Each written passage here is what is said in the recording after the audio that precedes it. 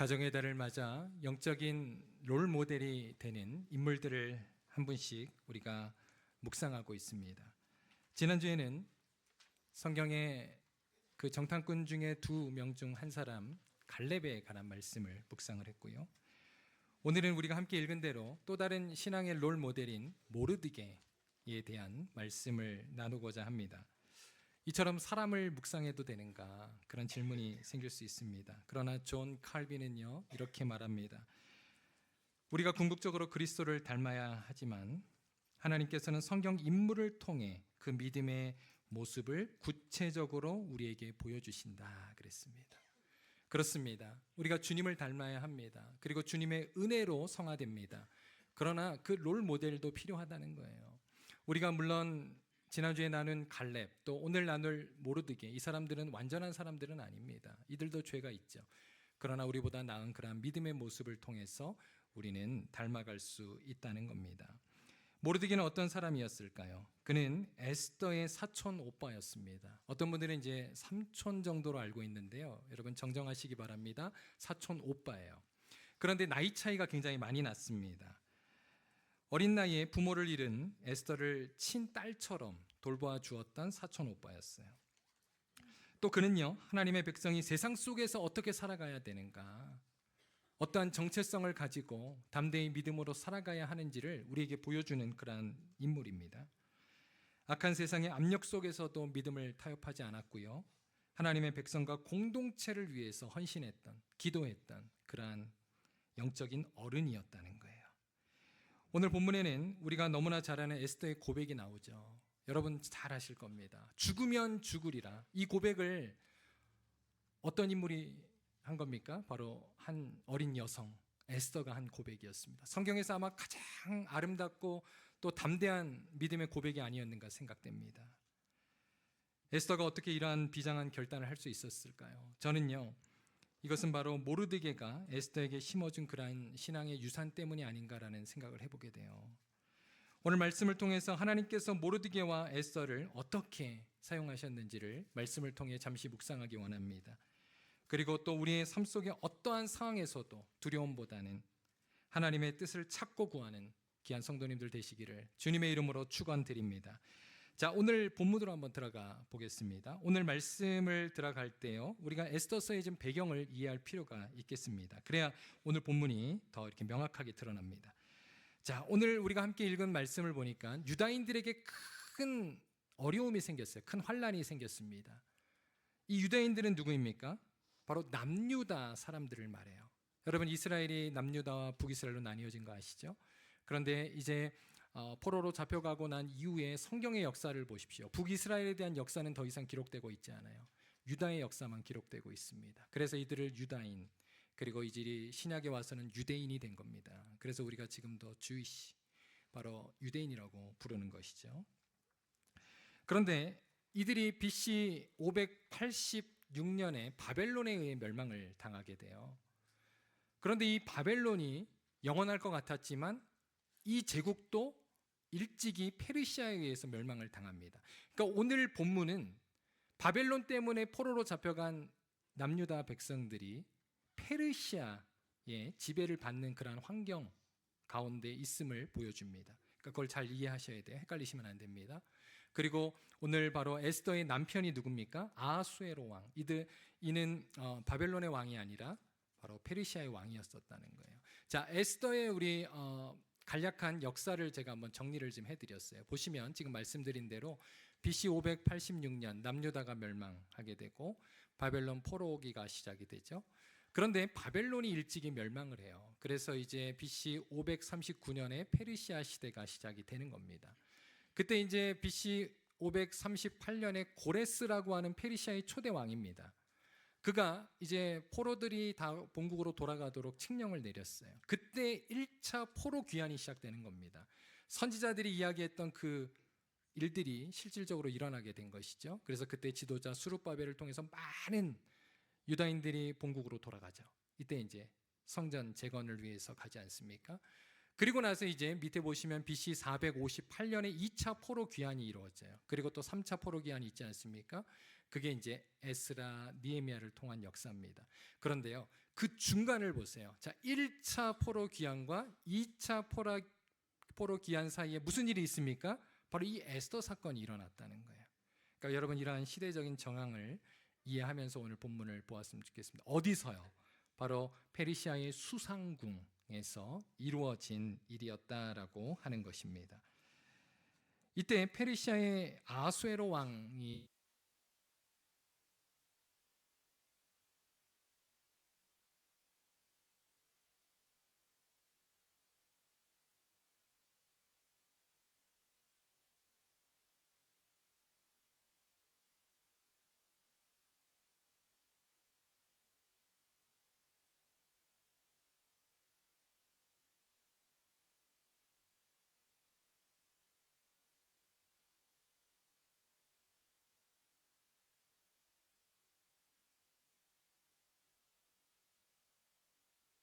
모든 일을 알고 자기 옷을 찢고 굵은 베옷을 입고 죄를 뒤집어 쓰고 성중에 나가 대성통곡하며. 성경을 보면 모르드게가 이 일에 있어서 먼저 대성통곡을 했다, 애통했다라고 말씀하고 있습니다. 왜 그랬을까요? 사실 이 일은 이 모르드게로 인하여서 이루어진 트리거가 있었다는 거예요. 그런데 이 일을 꾸민 사람이 바로 하만입니다. 페르시아의 2인자였죠. 그 하만은 누군가? 하만은요, 아각 사람입니다. 여러분, 아각 사람 누구죠? 바로 아말렉 후손이라는 거예요. 특별히 그 아말렉 왕 아각의 후손을 말합니다. 그 왕족이에요. 이 자손은 출애굽 당시에 광야에서부터 이스라엘 백성들을 괴롭혔던 민족입니다. 여러분 기억나세요? 그 출애굽한 이스라엘 백성들이 광야에서 그 아말렉 족속의 공격을 받잖아요. 그때 모세가 산 위에서 손을 들어 기도했을 때 아론과 훌이 옆에서 붙잡아주고 승리했던 그 전쟁, 바로 그것이 아말렉과의 전쟁이었다는 거예요. 그런데요, 이들이 거기서만 끝난 것이 아니라 성경을 보면 성경 시대 내내 이스라엘을 괴롭힙니다. 그래서 에스더서에도 보면 3번씩이나 하만을 가리켜서 이렇게 말해요. 하만 앞에 대적 하만이라고 이야기를 합니다. 자, 에스더 8장 1절 보세요. 그날에 아하수에로 왕이 유다인의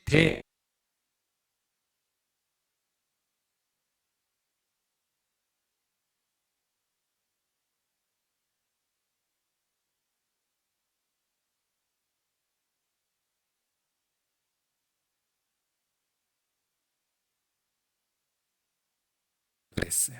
자, 우리가 한번 사무엘상 말씀 하나만 보겠습니다. 15장 2절에서 3절 다 같이 한번 읽겠습니다. 시작.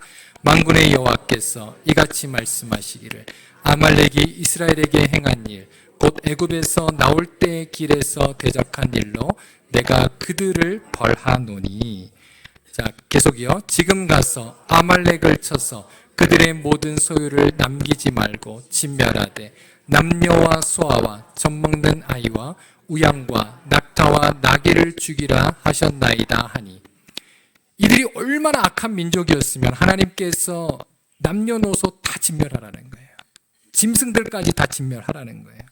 그런데 여러분, 사울이 이 명령을 받았거든요. 그런데 어떻게 합니까? 순종했습니까? 안 했습니까? 그렇죠. 순종을 안 하잖아요. 불순종합니다. 그래서 자기 마음대로 짐승도 남기고 왕도 살려주잖아요. 그 일로 인해서 결국 사울은요, 하나님께 버림을 받게 된 겁니다. 그런데요, 여기서 한번 여러분 퀴즈를 내볼게요. 사울이 어느 지파 사람이었을까요? 네, 맞습니다. 아유, 너무 잘하시네요. 네, 이렇게 되면 설교할 맛이 납니다. 이렇게 서로. 베냐민 지파 사람이에요. 그런데 여러분, 그건 모르셨죠? 오늘 모르드게와 에스더도 베냐민 지파 사람입니다. 그러니까 이 모르드게가 과거에 자기의 민족, 바로 사울왕이 하나님의 말씀을 불순종했기 때문에 이 아각 사람 하만이 있다는 사실을 알았을까요? 몰랐을까요? 그는 알았을 것입니다. 이러한 측면에서 모르드게가 그 하만 앞에 모든 사람들이 막 다 굽신거리잖아요. 그리고 그 앞에 다 절을 했다 그랬어요. 그런데 모르드게만은 고개를 뻣뻣이 들고 그에게 절하지 않습니다. 이것은요, 단순히 기분 나쁘는 정도가 아니에요. 제가 지금 말씀드린 대로 이것은 이러한 신앙적인 이유가 그 가운데 있었다는 겁니다. 당시에 하만은요, 돈이 아주 많았어요. 아까 제가 왕족이라고 그랬잖아요. 그 뇌물을 바쳐서 아하수에로 왕에게 인정을 받은 겁니다. 그래서 페르시아의 2인자의 자리까지 오르게 돼요. 여러분 에스더 3장에 보면, 오늘 이제 4장인데 한번 앞에 우리 성경을 보세요. 거기 보면 아하수에로 왕은 하만에게 은 1만 달란트, 여러분 어마어마한 돈입니다. 그것을 뇌물로 아하수에로 왕에게 바치고 유다인들을 전멸할 수 있는 허락을 받은 거예요. 그러한 내용들이 나옵니다. 오늘 본문에도 이제 그러한 내용들이 조금 기록되어 있는데요. 에스더 4장 7절 한번 볼게요. 모르드게가 자기가 당한 모든 일과 하만이 유다인을 멸하려고 왕의 금고에 바치기로 한 은혜, 이게 바로 은 만달란트라는 겁니다. 정확한 액수를 하닥에게 말하고, 여러분 이것도 우리가 좀 역사를 알 필요가 있는데요. 당시의 역사를 보면 아하수에로 왕은요, 에스더 사건이 일어나기 전에 큰 전쟁을 치루었습니다. 그는 약 50만 명이나 되는 규모의 군대를 이끌고요, 그리스하고 세계 대전을 했어요. 이게 이제 역사에도 있는 그러한 전쟁사입니다. 그런데 거기에 가서 졌어요. 실패합니다. 그 일로 국가의 재정이 대부분 바닥이 나요. 전쟁의 실패로 빚더미에 앉게 되었고 왕권이 흔들리던 시대입니다. 이때가. 그런데 이 기회를 기가 막히게 하만이 노렸던 거예요. 그 엄청난 돈으로 국가를 보조했던 겁니다. 그래서 그 허락을 받은 거예요, 여러분. 그러니까 이 하만의 입장에서 모르드게가 어떻게 보였겠어요? 모르드게가 하는 그 짓이 어떻게 보였겠어요? 하만도 알았을 겁니다. 이 모르드게가 유다인인 걸 알았다고요. 그렇기 때문에 대대로 원수관계인 이 유다인들을 이번 기회에 완전히 그냥 진멸해야 되겠다. 오히려 성경과는 반대가 되는 일들이 일어나게 되었던 겁니다. 이때 페르시아에 살던 유다인들을 학자들이 어느 정도로 추정을 하냐면 약 70만 명이 있었대요. 그러니까 그들이 다 죽을 수도 있는 그런 위험천만한 상황이었다는 거예요. 당시에 페르시아에 남아있던 유다인들의 한번 심정을 여러분 한번 헤아려 보시기 바랍니다. 이들이 얼마나 두려웠을까요? 얼마나 무서웠을까요? 그래서 지금도 유다인들의 여러분 불임절 아시죠? 그 유다인들의 명절입니다. 얼마나 기뻐하는지 몰라요. 그런데 바로 이때 이들이 아마 또 후회도 했을 겁니다. 아까 제가 보여드렸잖아요. 간략한 역사를. 이때가 1차 포로 귀환 이후라 그랬잖아요. 자, 1차 포로 귀환 때 고레스 왕이 유다인들로 하여금 다 고향으로 돌아가도 된다 그랬어요. 그래서 그때 엄청난 인원인들이 고향으로 돌아갑니다. 그런데 이들은 고향으로 돌아가지 않았던 사람들이에요. 사실 이때는 고향으로 돌아가는 게 더 손해죠. 전쟁으로 폐허가 된 고향 땅에 들어가면 여러분 먹을 것이 있습니까? 살 집이 있습니까? 그런데 이제 페르시아에서 살만하잖아요. 벌써 그 다음 세대, 이제 언어와 문화와 모든 것들이 다 동화된 그 다음 세대가 살고 있는 시대였는데요. 그러니까 이들은 돌아가지 않고 이 큰 봉변을 당하게 되었던 겁니다. 아마 이들이 후회했을 거예요. 그렇기 때문에 이 에스더서의 주제는요, 과연 하나님께서 이방 땅에서도 함께 하시는가에 관한 말씀이라는 겁니다. 한편 에스더는 아무것도 모르고 있었어요. 그녀는 궁궐의 왕후였잖아요. 왕비였다고요. 그래서 이 사건을 전혀 모르고 있었습니다. 그런데 나중에 오늘 본문에 보니까 에스더의 시녀와 내시들이 그것을 전해줌으로써 이 엄청난 사건을 알게 됩니다. 이것이 바로 오늘 말씀의 배경이라는 거예요. 이러한 절박한 상황 속에서 오늘 모르드게와 에스더 간의 믿음의 대화가 이어집니다. 자, 이 말씀을 통해서 오늘 우리에게 주시는 말씀을 한번 우리가 묵상하기를 원해요. 두 사람은 아까 말씀드린 대로 사촌관계라고 말씀을 드렸어요. 그런데 나이 차이가 많이 났습니다. 그래서 에스더는 어린 시절에 부모를 잃었기 때문에 사촌 오빠인 모르드게에 의해서 친딸처럼 그렇게 양육을 받았던 겁니다. 그 내용들이 에스더 2장 7절에 나와요. 그런 가운데 민족 전체가 이제 죽음의 위기 앞에 놓이게 되자 바로 모르드게는 에스더에게 부탁을 했던 거예요. 사실 에스더는 왕비가 되었을 때 그녀가 유다인인 것을 정체를 밝히지 않았습니다. 그러니까 왕비가 유다인인 걸 몰라요. 그런데 모르드게가 무엇을 부탁합니까? 내가 가서 내 민족의 정체성을 밝히고 우리 민족을 살려내라는 거예요. 왕에게 가서 제발 부탁을 하라고 당부를 했던 겁니다. 그런데 에스더가 이때 어떠한 응답을 합니까? 우리 11절 말씀 한번 다 같이 읽습니다. 시작.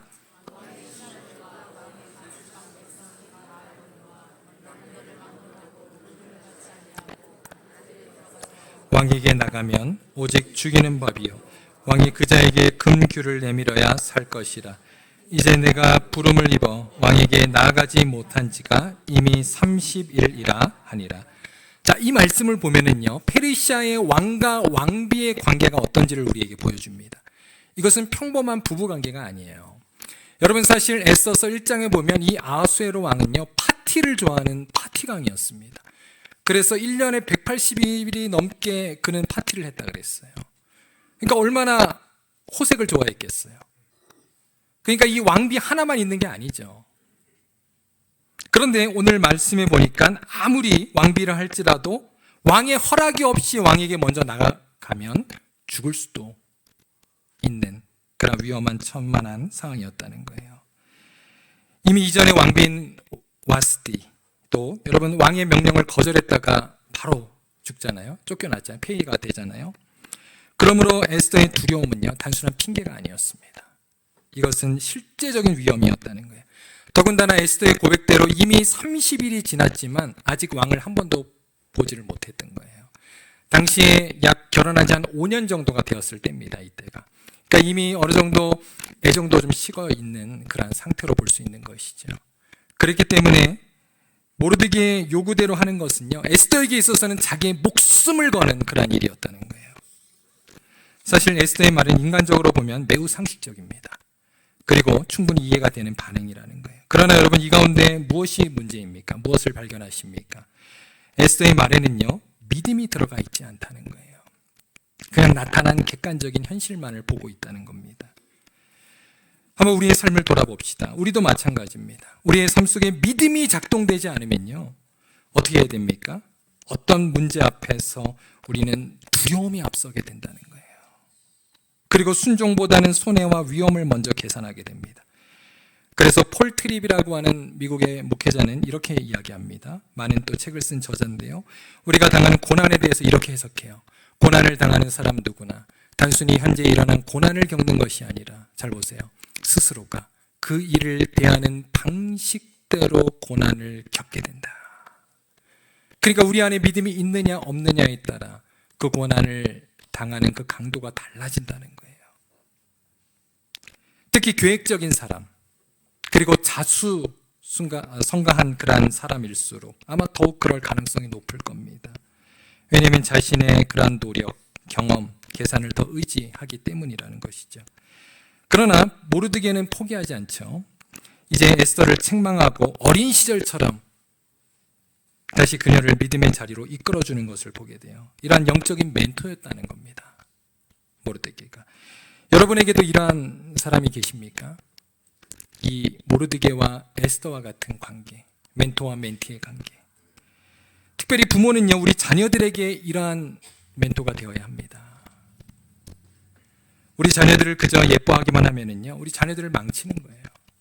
우리 특별히 할머니, 할아버지들은 우리 아마 손주, 손녀들을 보면 얼마나 예쁩니까? 눈에 넣어도 아마 아프지 않을 거예요. 그러나 여러분, 특별히 신앙의 문제에 있어서, 영적인 문제에 있어서 우리 자녀들이 잘못된 길로 갈 때 부모는 모르드게와 같이 책망하고 바른 길로 인도해 주어야 하는 영적인 책임이 있는 줄로 믿습니다. 이것이 진짜 사랑이라는 거예요.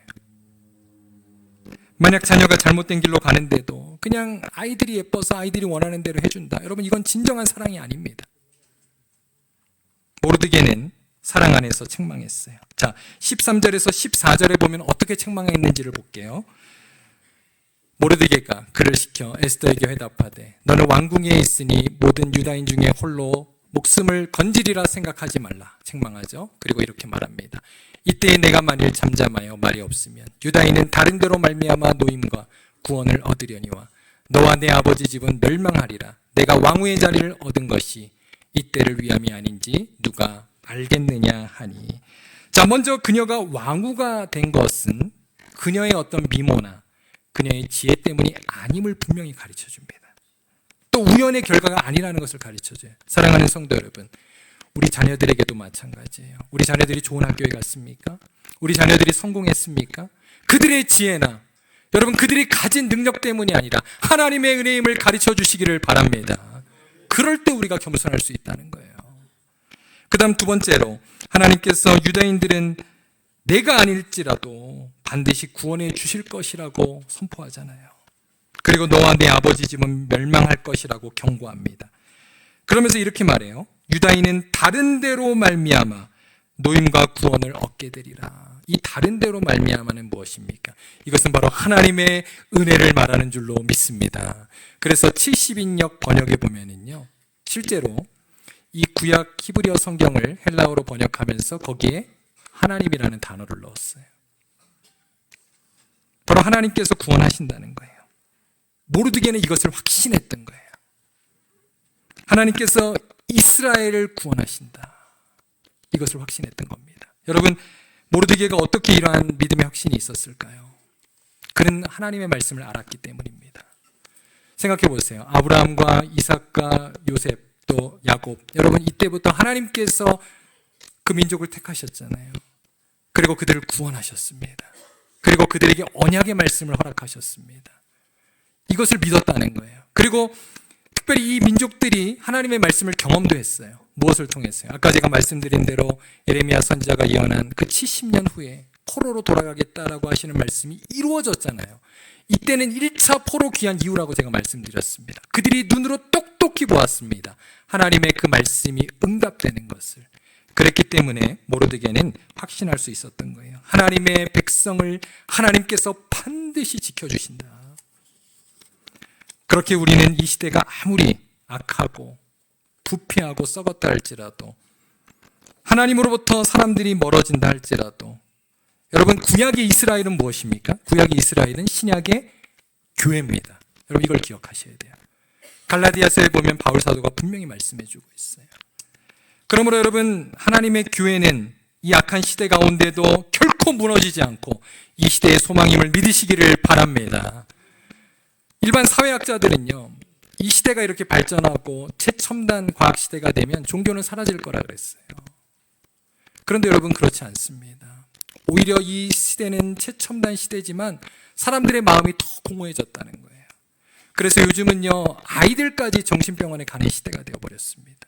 그래서 놀라운 것은요, 각 종교마다 오히려 종교인들이 늘어나고 있대요. 여러분 이것을 어떻게 설명하시겠습니까?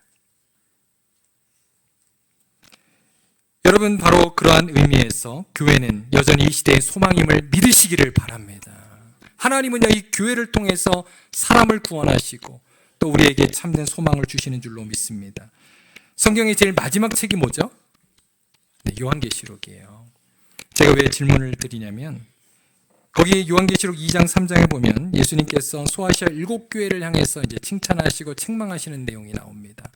요한계시록은 이제 우리가 종말 때 이루어질 일을 우리에게 보여주시는 말씀 아닙니까? 그런데 그것은 무엇을 이야기하냐면 주님의 관심은 끝까지 교회에 있다는 것을 보여준다는 거예요. 다른 방법이 없습니다. 물론 그 교회들도 완전하지 않았어요. 그래서 그들이 책망도 받았습니다. 그러나 하나님은 그 부족하지만 하나님의 사랑하시는 교회를 통해서 이 종말 때에도 계속해서 복음을 전하시고 하나님의 일을 이루어 가시는 줄로 믿습니다.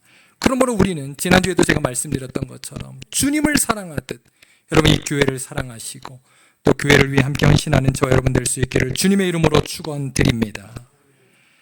그러므로 하만과 같이 우리를 유혹하고 또 우리를 두렵게 하고 우리를 공격하는 그러한 세상에, 그러한 악한 시대가 있다 할지라도 주님의 사랑, 이 교회를 여러분 더욱 사랑하고 붙들고 날마다 승리하는 저와 여러분 되시기를 주님의 이름으로 축원드립니다. 제가 요즘 우리 교회를 위해서 그리고 우리 성도들을 위해서 하나님 기도하는 마음들, 기도하라고 하시는 그런 마음들을 좀 주셨어요. 그래서 저녁마다 제가 홀로 좀 기도하고 있습니다. 여러분을 위해서 기도하고 있어요. 특별히 또 새벽 기도 때도 기도하지만 저녁마다 제가 시간을 두고 계속 기도하고 있어요. 그런데 제가 지난 화요일 날 이렇게 잠을 자는데 꿈을 꿨어요. 갑자기 눈이 반짝반짝거리시는데요. 제가 꿈 얘기를 이야기하려는 게 아니라 악몽을 꿨습니다. 그런데 저는 원래 꿈을 안 꿔요. 아니, 꿈을 꾸죠. 근데 꿈이 생각이 안 나요. 그러니까 저는 좀 잠을 깊이 자거나 아니면 이제 꿈을 안 꿀 때 이렇게 아침에 깨는 것 같아요. 그러니까 저는 꿈을 꾸는 날이 거의 드뭅니다. 좋은 거죠. 그런데 그날은 이게 이제 꿈을 계속 꾸다가 그것만 생각난 게 아니라 그 딱 한 장면만 하나님 꿈꾸게 하셨어요. 그게 악몽이었어요. 그래서 제가 깼습니다. 그랬더니 새벽기도 갈 그 시간이 거의 다 됐어요. 그래서 이제 교회 와서 기도를 하고 하는데, 저는 사실 꿈을 믿지 않습니다. 우리가 믿어야 될 것은 온전히 하나님 말씀 외에는 없기 때문에, 뭐 다른 분들이 이렇게 꿈을 꿨다라고 이야기하셔도, 뭐 그런 꿈 얘기해 주셔도 저는 그냥 그런가 보다 하고 들어요. 그래서 제 꿈을 여러분 믿으라는 게 아니에요. 그런데 하루 종일 두려운 거예요. 제 마음이 찝찝한 거예요. 그리고서 이제 교회에서 출근해서 또 말씀 읽고 또 설교 준비를 하는데, 하나님께서 한 말씀을 생각나게 하셨어요. 이 말씀이에요. 디모데후서 1장 7절입니다. 하나님이 우리에게 주시는 것은 두려워하는 마음이 아니요 오직 능력과 사랑과 절제하는 마음이니. 제가 그러면서 딱 깨달았어요. 지금 이 두려워하는 마음을 주신 것은 하나님이 아니시구나. 사탄이 주는 거구나.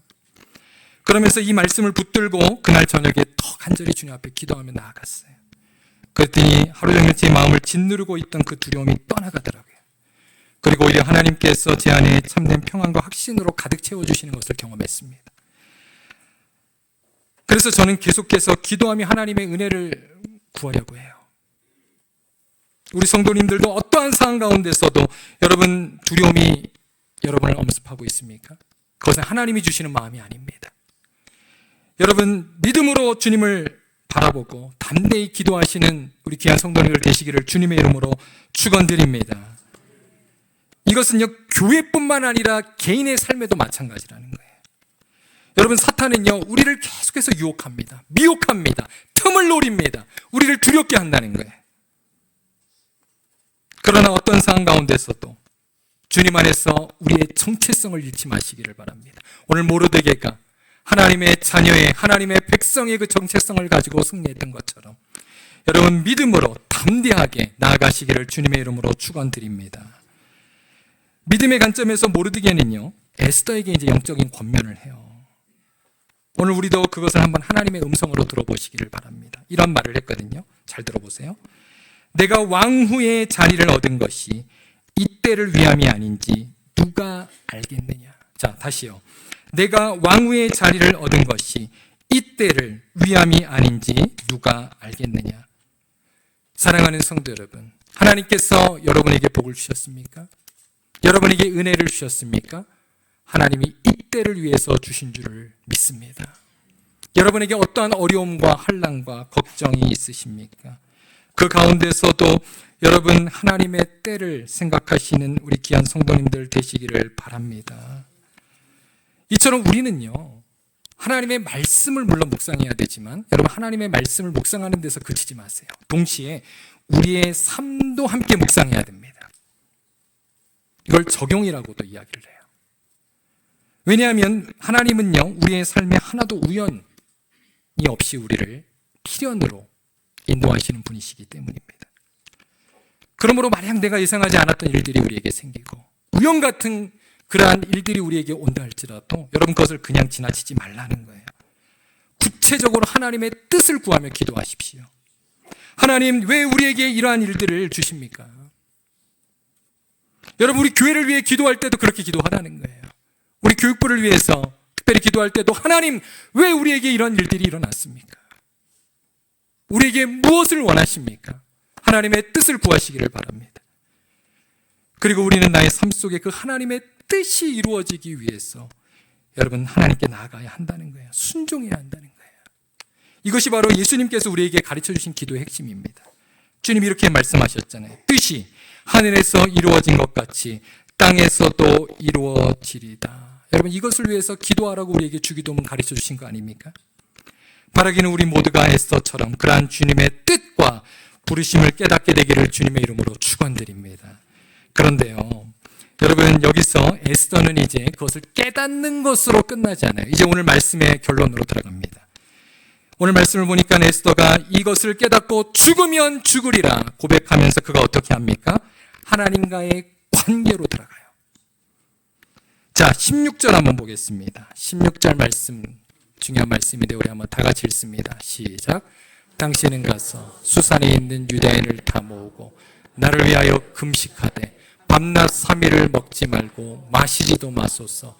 나도 나의 시녀와 더불어 이렇게 금식한 후에 규례를 어기고 왕에게 나아가리니 죽으면 죽으리이다 하니라.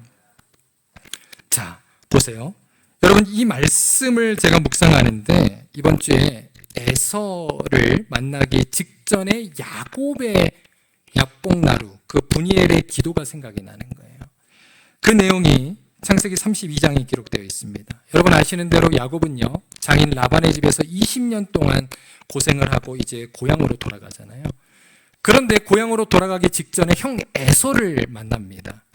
외나무다리에서 이제 원수를 만나게 된 거예요. 그런데 형 에서가 온다는 소식을 들어요. 종을 먼저 보냈거든요. 그런데 종이 와서 이야기하는데 형이 400명의 종들을 데리고 온다는 거예요. 여러분 한번 상상해 보시기 바랍니다. 여러분의 일이라고 한번 생각해 보세요. 지금 내일 형 에서를 만나야 돼요. 그런데 형이 400명의 종들을 데리고 지금 나를 만나러 오고 있어요. 여러분 기쁘십니까? 얼마나 두려웠겠어요. 내일이면 인생이 끝날 수도 있겠구나.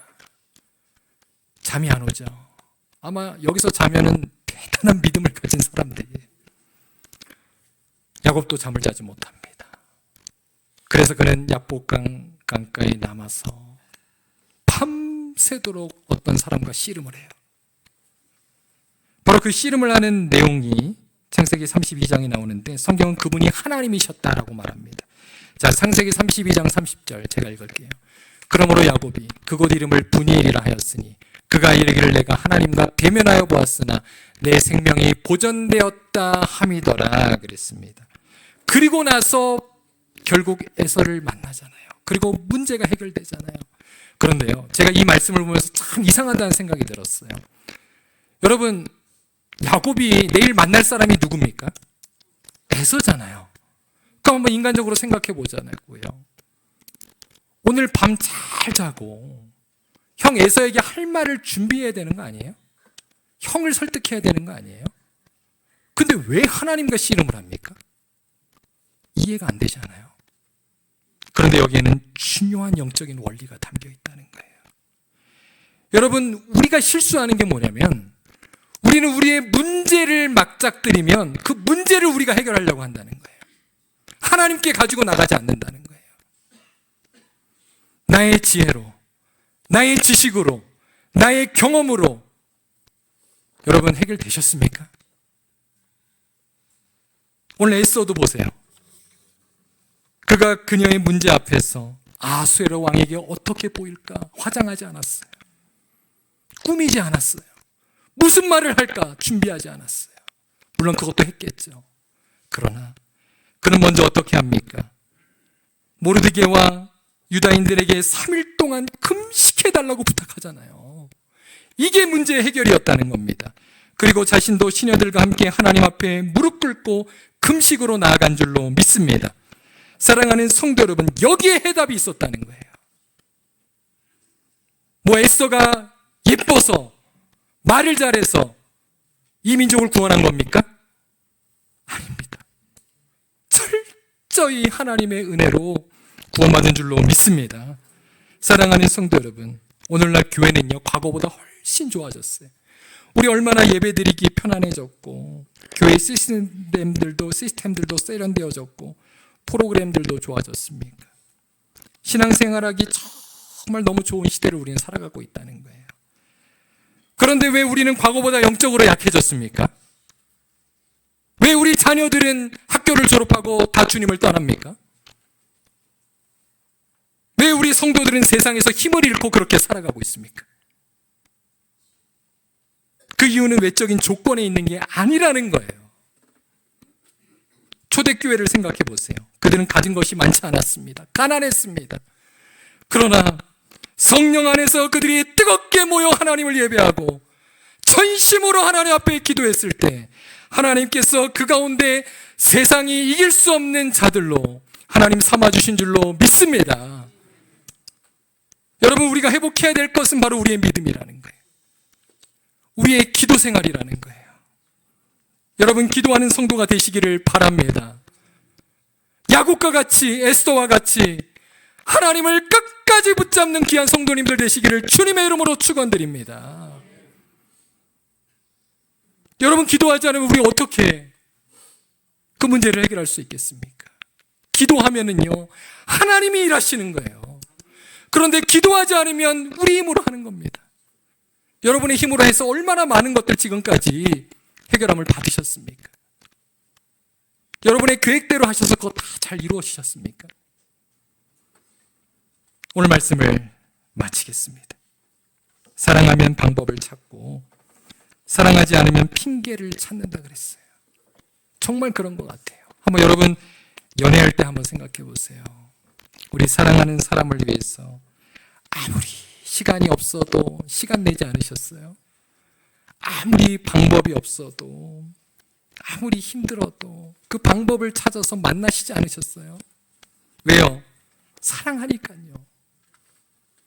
그런데요, 사랑하지 않으면, 마음이 식으면 아무리 시간이 많아도 시간 없다 그래요. 아무리 돈이 많아도 돈이 없다 그래요. 아무리 상황이 편안해도 상황이 어렵다고 말해요.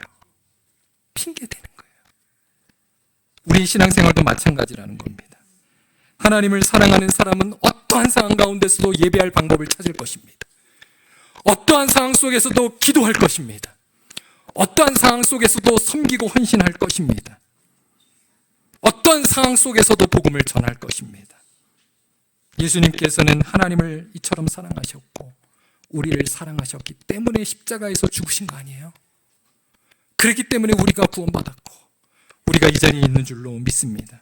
사랑하는 성도 여러분, 다시금 이 예수 그리스도의 사랑을 회복하시기를 주님의 이름으로 축원드립니다. 우리의 예배가 회복되기를 바랍니다. 우리의 기도의 자리가 회복되기를 바랍니다. 거기에 응답이 있습니다. 여러분, 우리의 방법을 내려놓읍시다. 그리고 하나님의 은혜로 다시금 승리하는 저와 여러분, 우리 교회 될 수 있기를 주님의 이름으로 축원드립니다. 같이 기도하겠습니다.